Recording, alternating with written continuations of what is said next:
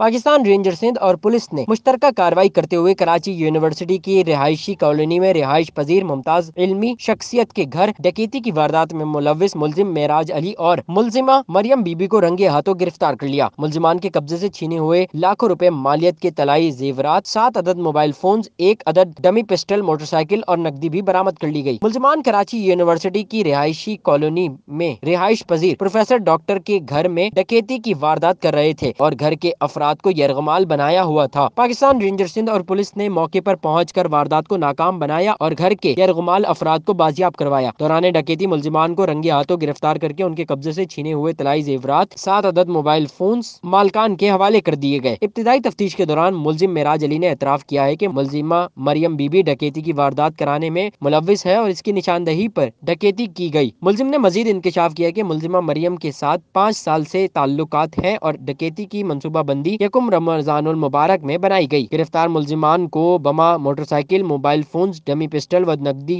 मजीद कानूनी कार्रवाई के लिए पुलिस के हवाले कर दिया गया है। सैयद नुमान गुल, C110 news, Karachi. C110 news, खबर की असल खबर।